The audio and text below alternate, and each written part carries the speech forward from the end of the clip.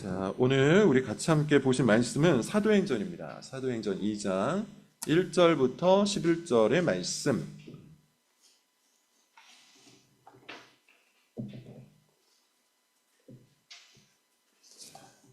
오늘은 우리가 성령 강림주일로 절기주일로 지키는데요. 그래서 강해하고 있었던 로마서 말씀을 잠시 멈추고 사도행전 말씀으로 하나님의 말씀을 살펴보겠습니다.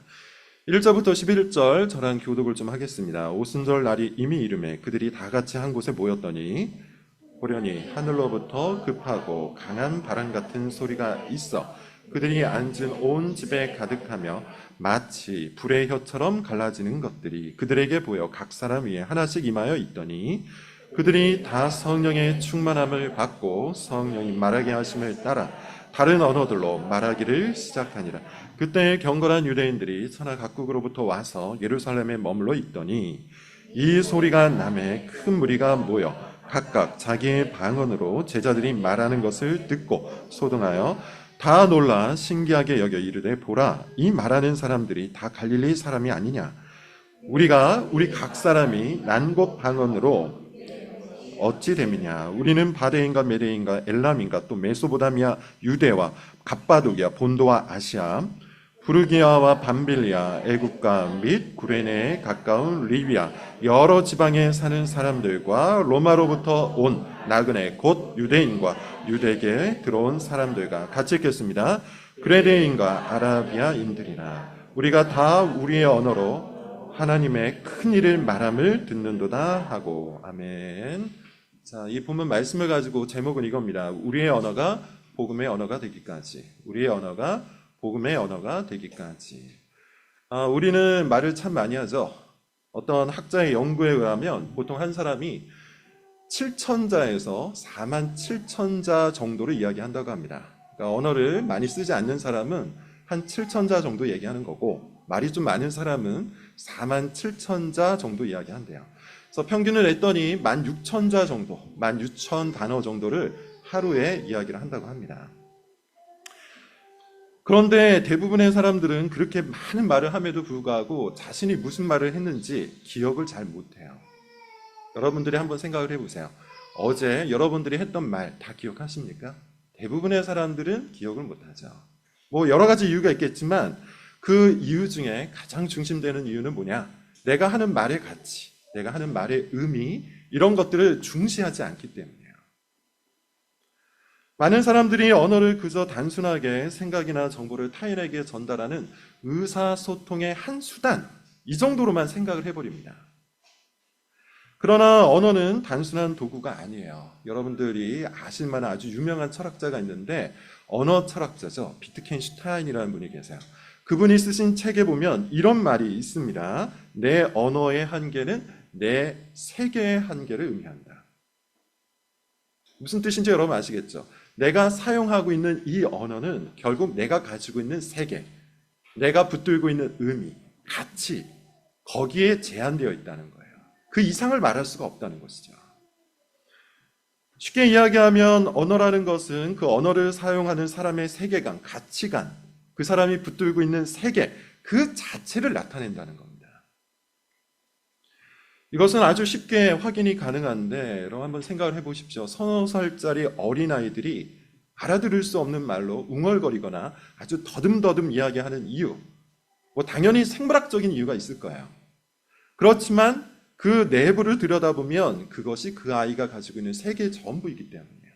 아는 게 없기 때문이죠. 보는 게 없기 때문이에요.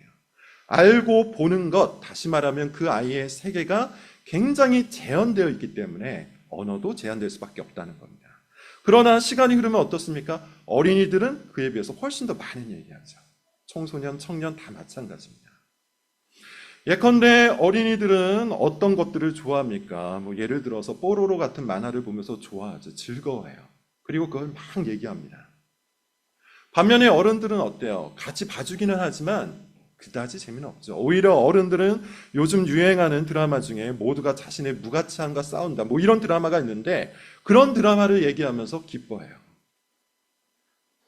그렇게 사람들은 나이를 먹으면서 가치관, 세계관 이런 것들이 확장되기 때문에 그것을 인식하고 자신이 인식한 것들을 표현합니다.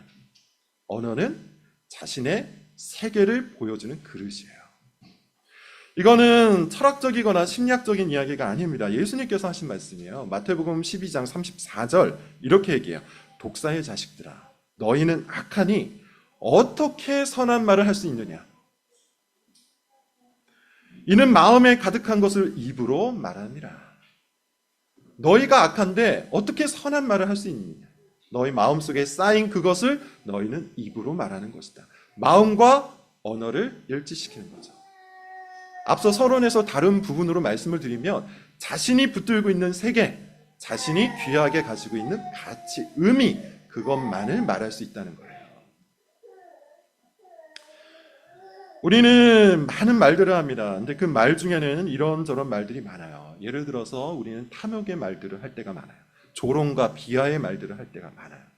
욕설을 내뱉을 때도 있죠. 누군가를 험담할 때도 있습니다. 무엇이 되었든 간에 우리는 종종 그런 말들을 해요. 그리고 이렇게 얘기하죠. 내가 말실수를 하였다. 그러나 성경의 기준을 따르면 사실 여러분 언어에는 실수가 없습니다. 홧김에 튀어나온 말이라 할지라도 욕설은 내 마음속에 담겨 있었던 것을 드러낸 거예요. 무의식 중에 탐욕의 언어나 조롱과 비하의 말을 사용했다 할지라도, 그렇게 험담을 했다 할지라도 마찬가지예요. 실수가 아닙니다. 본심이 드러난 겁니다. 그렇게 우리는 마음에 차 있는 것, 마음에 속해 있는 것들을 언어로 표현할 뿐이에요. 심리 언어학이라는 분야가 있는데 여기에서도 아주 잘 알려진 현상 하나가 있어요. 그게 뭐냐면 어릴 때 이민을 가서 평생, 예를 들어 미국이라 치죠. 미국에서 평생 영어만 쓰던 사람도 죽기 직전에는 모국어를 사용한다 그래요. 그게 아주 일반적인 현상이라고 합니다. 예컨대 의식이 무너질수록, 그 사람이 가지고 있었던 의식이 무너질수록 언어는 그 사람의 가장 깊은 내면으로 들어간다는 것이죠. 우리가 무심코 내뱉는 말, 화가 치밀 때 튀어나오는 욕설 등등이 곧 우리의 본심, 우리의 세계라는 거예요. 그렇게 이 세상에서 쓰는 거친 언어, 자아중심적인 언어, 원망과 불평의 언어는 단순한 말버릇이나 말실수가 아니라 우리의 마음을 드러내요. 오늘 본문이 바로 그 말에 대한 얘기입니다. 언어에 대한 얘기예요. 오늘 본문을 보시면 여러분 그 유명한 오순절 이야기입니다. 오순절은 6월절 이후 7주일이 지난 다음 날이에요. 7주일, 7 곱하기 7, 49일이죠. 그 다음 날, 오순, 50이란 뜻입니다. 그날이 오순절입니다. 그래서 구약의 절기 중에 77절하고 같은 절기로 보시면 돼요. 77절, 오순절, 그리고 보리를 추수하던 날, 이게 오순절이에요. 자, 어찌됐든 간에 이 오순절 날 어떤 일이 벌어집니까? 오늘 본문을 보면 마가의 다락방에서 기도하던 제자들 가운데 성령이 임하시죠. 성령이 임하세요. 4절과 5절 여러분 같이 한번 읽어보겠습니다. 오늘 본문 4절, 5절 함께 읽어볼게요. 시작. 4절, 5절입니다. 시작. 그들이 다 성령의 충만함을 받고 성령이 말하게 하심으로 다른 언어로 말하기를 시작하니라. 그때 경건한 유대인들이 천하 각국으로부터 와서 예루살렘에 머물러 있더니. 아멘. 자, 여기 보면 성령이 임하십니다. 성령이 찾아오셨어요. 근데 성령이 찾아오신 다음에 일어난 그 첫 번째 현상, 그게 뭡니까? 4절에서 보는 것처럼 성령이 말하게 하심을 따라 다른 방언, 다른 언어들로 이야기해요. 이게 이제 소위 방언이라고 하는데 여기서의 방언은 우리가 흔히 알고 있는 랄랄라 방언, 소위 말하는 신비 방언이 아니죠. 여기에서의 방언은 아주 명확하게 외국어입니다. 외국어, 다른 언어들로 말하기 시작해요. 그래서 5절에 보면 이렇게 표현되어 있잖아요. 경건한 유대인들이 천하 각국으로부터 와서 예루살렘에 머물러 있는데 6절, 그들이 뭐라고 얘기합니까? 제자들이 말하는 것을 듣고 소동해요. 그리고 7절을 보았더니 다 놀라고 신기하게 여겨서 이 말하는 사람들이 다 갈릴리 사람이 아니냐. 그런데 8절에 뭐라고 얘기합니까? 갈릴리 사람들인데 유대 말을 해야 되는데 어찌하여 우리가 태어난 곳 외국어를 듣느냐. 그러면서 9절부터 11절을 보면 그들의 출신을 얘기해요. 예컨대 이런 겁니다, 여러분. 오늘날로 치면 재미교포 2세, 제1교포 4세, 제중교포 3세, 아니면 저 멀리에 있는 까레이스키, 고려인이라고 하죠. 러시아 등등에 있었던 그런 사람들. 그런 사람들이 한국에 왔는데 갑자기 어떤 한 집단에서 성령의 충만함을 받고 그들이 그들의 언어로 무엇을 얘기합니까? 하나님의 큰 일을 말하기 시작하는 거예요. 당연히 놀랄 수밖에 없죠. 그들은 놀라고 소동을 합니다. 하나님의 큰 일, 일단 이것이 무엇인지 좀 알 필요가 있는데, 하나님의 큰 일이 뭡니까? 사실 여기서는 자세히 말씀을 드릴 수 없는데 한마디로 이야기하면 구속사입니다. 구약에서부터 시작해서 성령이 임하기 직전까지의 그 모든 일들, 구속사, 구원의 역사, 이것을 성령이 말하게 하시는 그 외국어를 따라서 제자들이 말하기 시작한 거예요. 원래 제자들은 여러분 어떤 사람들이었어요? 십자가 앞에서 도망쳤던 사람들이에요. 예수님을 저주했던 베드로였어요. 다들 도망쳤어요. 예수님을 거부해서 부인했어요. 그렇게 비겁하고 소심하고 심지어 예수님을 저주하는 언어를 사용했던 제자들이 성령이 임하자 어떻게 된 겁니까? 복음의 언어를 쓰기 시작한 거예요. 심지어 뒤에를 보면 베드로는 예수 그리스도의 복음을 힘있게 전파함으로 수천 명이 예수 그리스도를 믿게 되죠. 언어가 변화됐어요. 이것이 왜 중요한가? 이것이 중요한 이유가 있습니다. 왜냐하면 언어의 해체, 언어의 분열은 사실 인간의 죄와 아주 긴밀하게 연결되어 있기 때문이에요. 예수님께서 하셨던 그 말씀, 사람은 자기 마음에 쌓은 악을 입으로 나타낸다. 이 말씀이 최초로 드러났던 현장이 어디입니까? 바벨탑이잖아요. 창세기 11장을 보면 바벨탑 사건이 나옵니다. 이때 사람들이 무엇을 말했어요? 말하기를 이렇게 얘기합니다. 우리가 하늘에까지 닿는 높은 탑을 쌓아서 우리 이름을 내자. 우리 이름을 높이자는 얘기예요. 그리고 우리가 스스로 구원을 얻자. 흩어짐을 면하자라고 얘기했는데 이 말은 하나님의 홍수 심판과 관련된 이야기예요. 설령 하나님이 심판을 하시더라도 그 심판이 미치지 않도록 우리가 높은 탑을 쌓자. 그렇게 우리가 스스로 구원을 만들어내자. 이것이 당대 그들의 언어였어요. 그러니까 이 언어는 철저히 어떤 속성이 있는 겁니까? 철저히 자아 중심적 속성이 있는 거죠. 우리라고 얘기하잖아요. 나라고 이야기하는 거예요.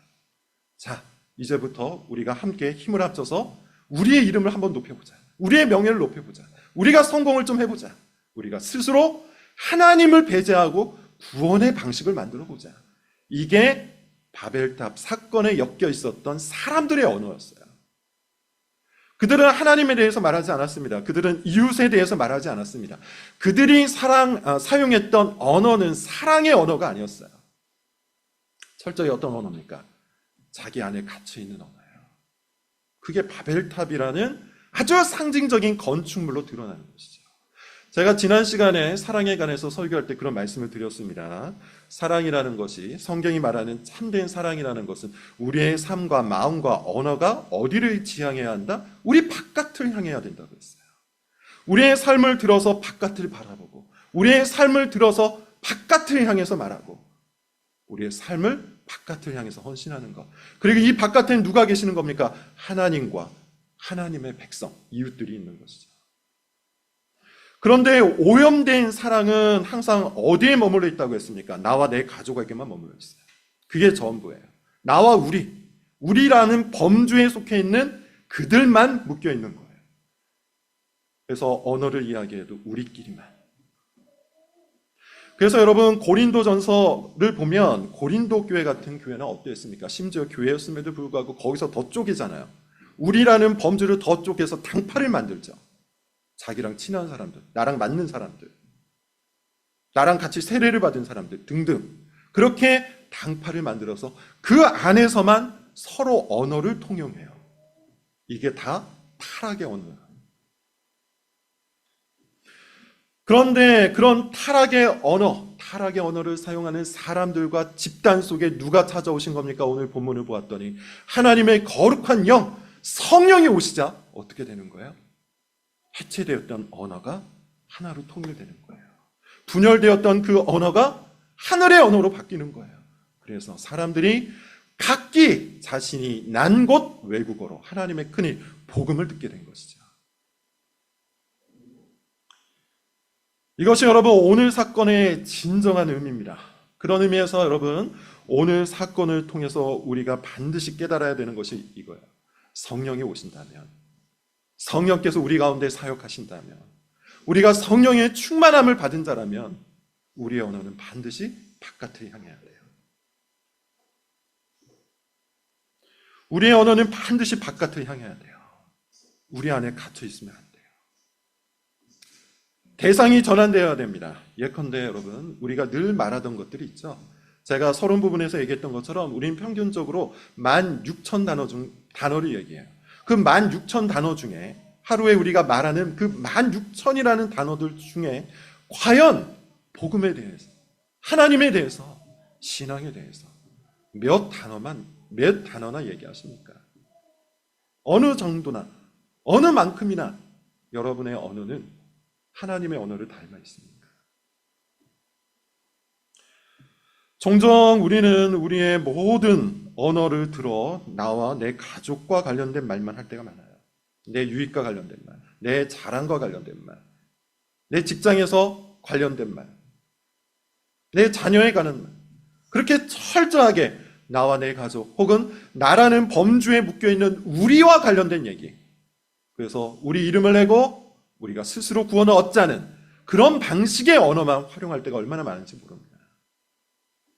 대상이 바뀌어야 돼요. 성령이 임하자 제자들의 대상, 제자들의 언어의 대상은 누구였어요? 하나님이셨어요. 하나님의 큰일을 이야기하잖아요. 복음을 얘기하죠. 예수 그리스도를 얘기해요.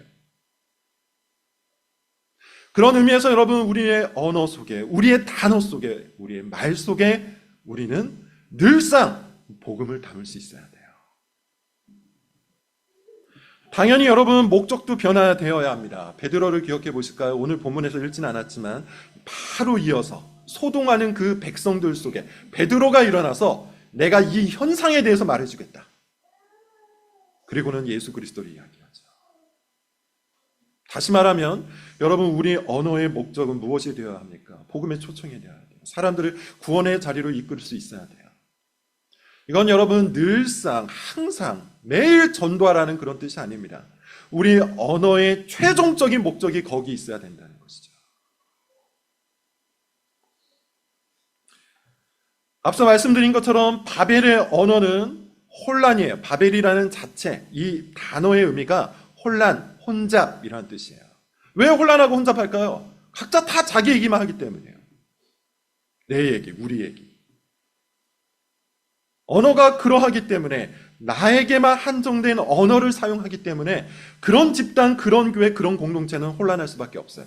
그러나 이 언어의 대상과 목적을 명확히 한다면 우리는 오직 하나님을 높이는 교회, 하나님을 높이는 가정, 하나님을 높이는 공동체를 이룰 수가 있는 겁니다.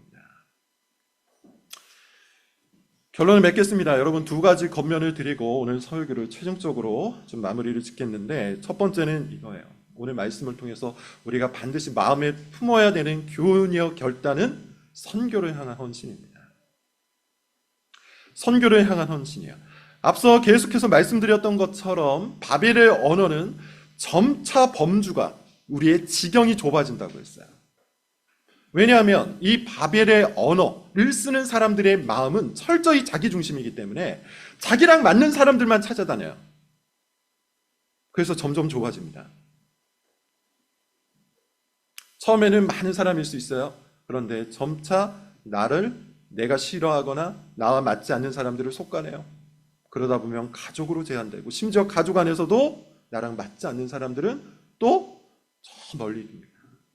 그러면서 이와 같이 바벨의 언어를 사용하는 사람들은 그 사랑의 지경, 언어의 지경을 좁혀가는 특징이 있어요. 반면 성령이 임하여 성령을 통하여 언어가 변화되기 시작하는 사람은 지경이 넓혀져요.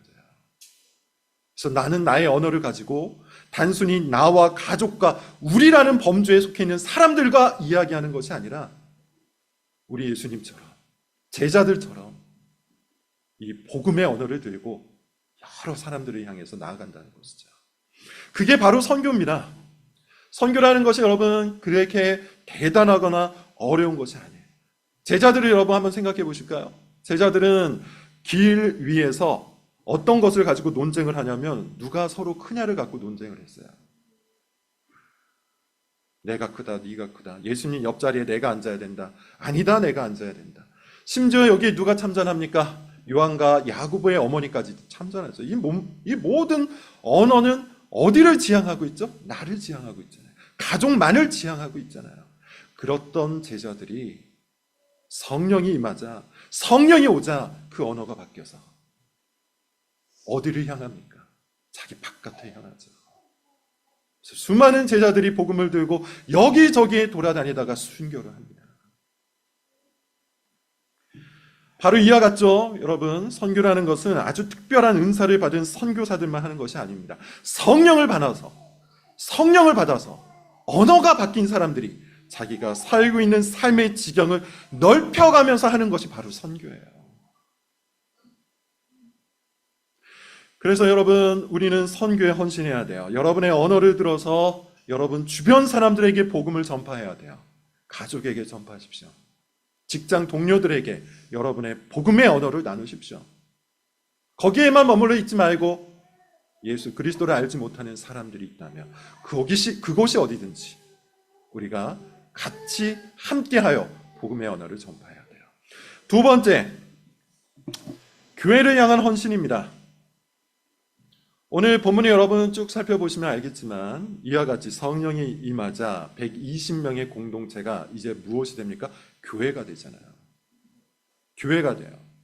그러면서 그들은 서로의 물건을 통용하기도 하고 함께 모여서 교제하기도 하고 음식을 나누기도 하고 성도의 가르침을 받기도 합니다. 이게 다 뭡니까? 교회에 헌신하고 있는 그들의 모습을 보여주는 거예요.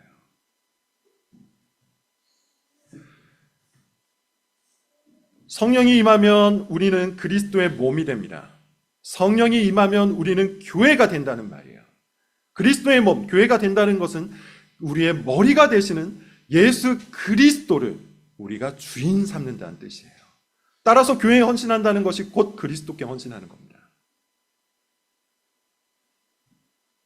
그런 의미에서 여러분, 우리는 성령의 임하심으로 교회 가운데서 더 이상 바벨의 언어가 아닌 복음의 언어로서 성도의 교제를 할 수 있기를 바랍니다. 오늘 우리가 하이델베르크 교리문답 시간에 같이 살펴봤던 것처럼 성도의 교제는 크게 두 가지 차원이었잖아요. 첫 번째는 뭡니까? 반드시 예수 그리스도와의 사귐이 있어야 되죠. 예수 그리스도와의 사귐, 예수 그리스도와의 교제를 통하여 우리는 성도의 교제를 하는 것이죠.